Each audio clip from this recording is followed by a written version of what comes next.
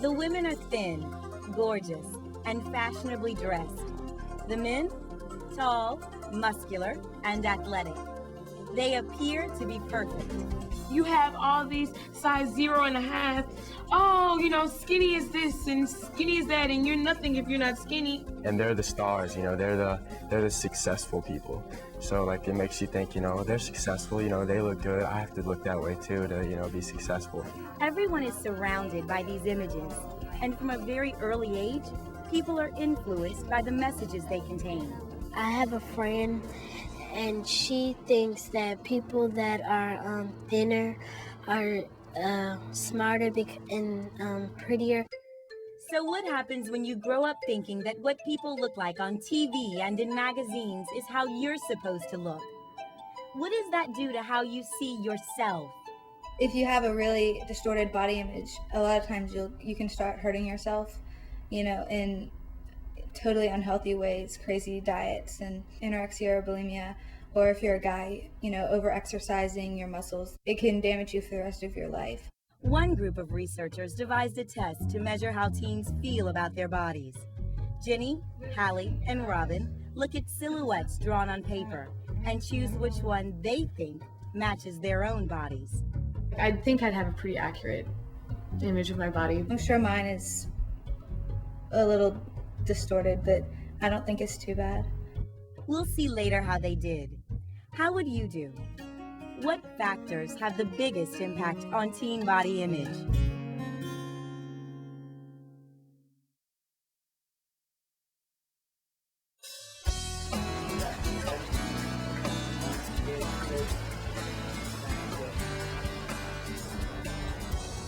Bang.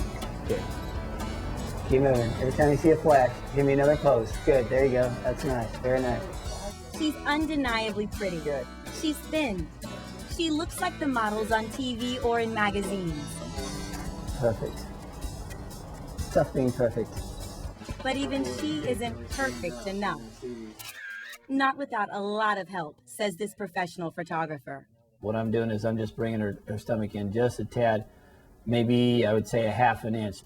Obviously, my job is to try to make her as perfect as I possibly can. So, is every picture you see of celebrities or models manipulated this way? The people who know say yes. There are no perfect people.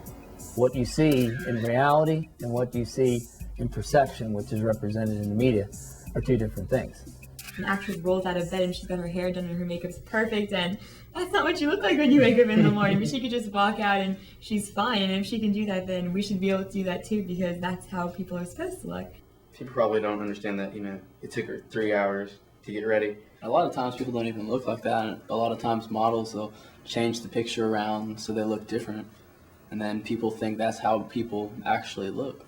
But even though those images are unrealistic, that doesn't change the fact that many teens are still chasing the perception of what they think they should look like. The media just sort of drills it in that, this is the ideal body image, and you sort of have to feel the need to live up to that expectation. So what can you do to have more reasonable expectations for yourself?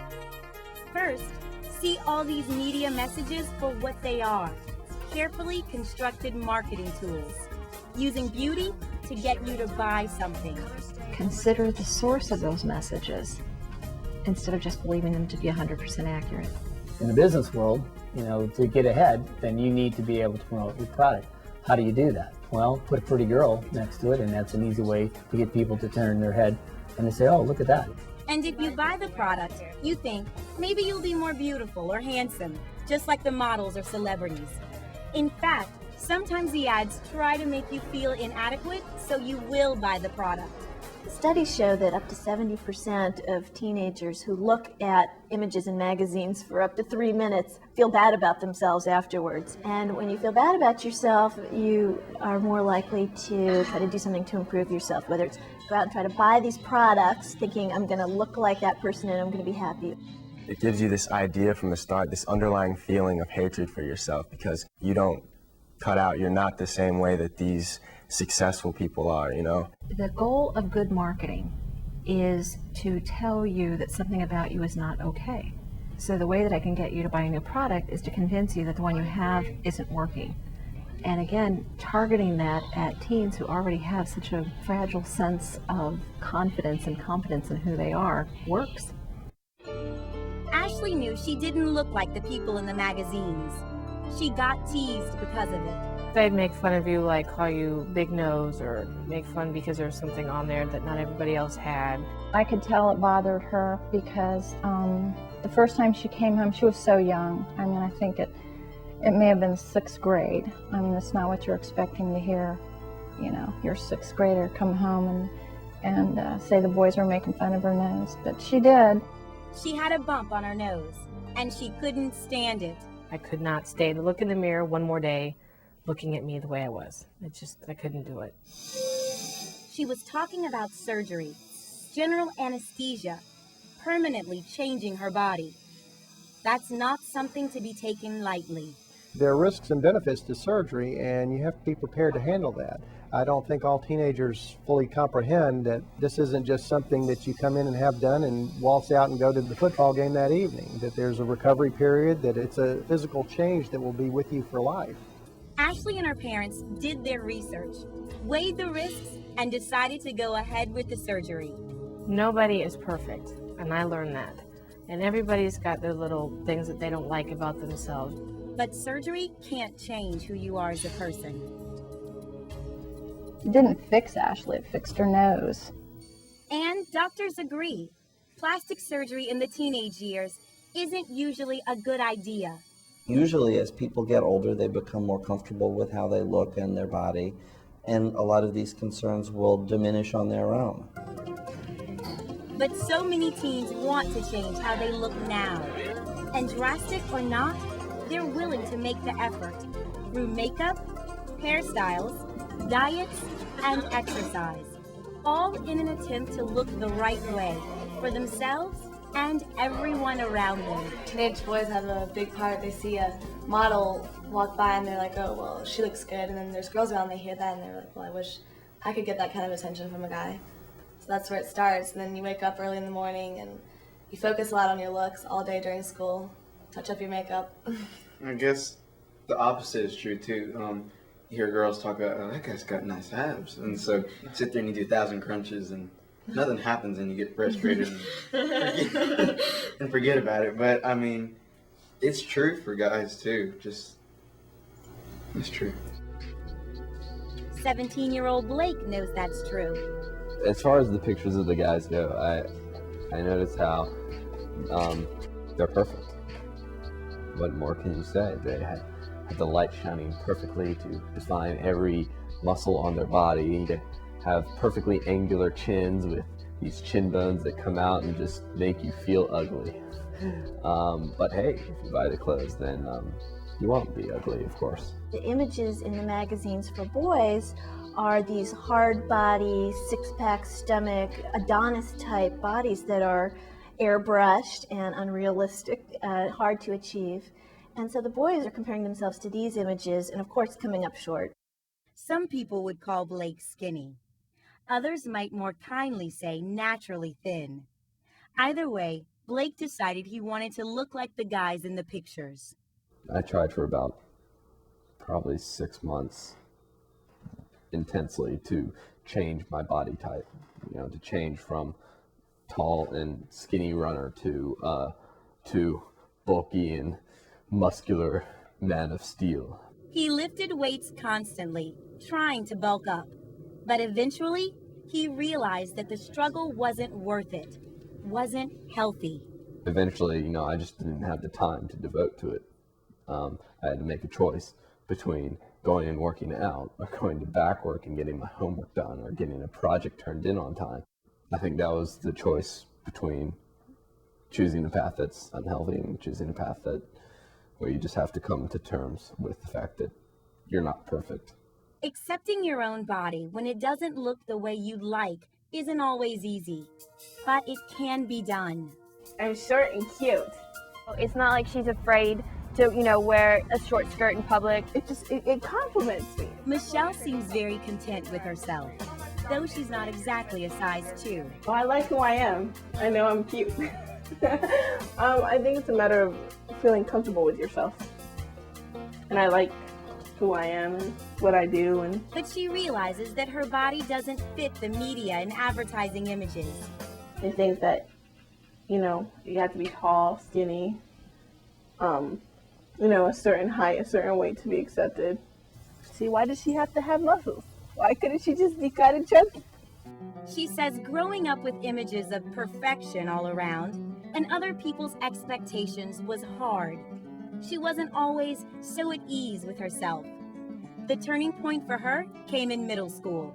You know, in health class you always learn how you gotta like yourself for who you are before anybody can like you. And they kind of hit me. The way I'm built is part of me.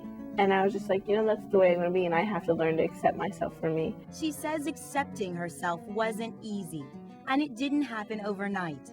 But as she matured, she was able to think for herself and see through the images and the fantasy of looking perfect. It wasn't like I woke up one night and realized, well, I'm Michelle, and this is just the way things are gonna be.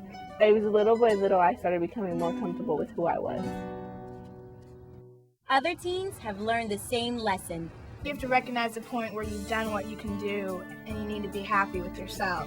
If you're striving for something else, for somebody else, that's when I think it becomes unhealthy. I think there's a point where you have to say, okay, I'm not Mr. Universe, but I am myself. I'm Trey. You know, you kind of have to accept yourself to an extent. I guess I'm a lot more confident now. It took me like years to be able to be like completely satisfied with myself and accept, yeah, I'm not perfect, so you know, people are just gonna have to accept me for that, you know. Society changes with the wind. One day this is in, the next day that's in. I'm personally like, you need to have self-confidence in yourself.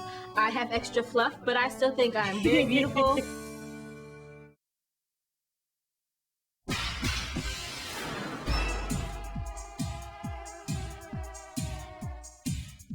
Wading through all the media messages you're surrounded by can be rough. No one can be totally unaffected by them. Even these girls who thought they had a pretty good idea of their own body image are about to find out that they're wrong. Jenny, Halle, and Robin had to choose which pictures match their own bodies. Their guesses are circled in blue. Okay, I'm debating between 3 and 4. The pink circle indicates the true match. Each girl thought she looked heavier than she really is. I think everyone's a little bit inclined to be harder on themselves than in real life, so it's no surprise. According to an extensive research study, on average, girls thought they were 11 pounds too heavy when they were really only 3 pounds over their target weight. In similar studies, researchers found that many teenage boys think they look thinner than they really are. The girls wanted to be thinner. The boys wanted to be more muscular. Why? Everybody's always harder on themselves than they should be. But it's interesting to see, like from this, exactly how much harder you are on yourself than you should be. Many experts say the media influence colors our judgment. The ads have a clear message. This is who you should be, and this is what you should look like. This would be the ideal, and the ideal isn't even real. It's the perception, it's how people perceive things, and we tend to perceive things by the lasting images that we see. And you just have to realize eventually that you have to be comfortable in who you are. You can't like always try to live up to like goals that other people set.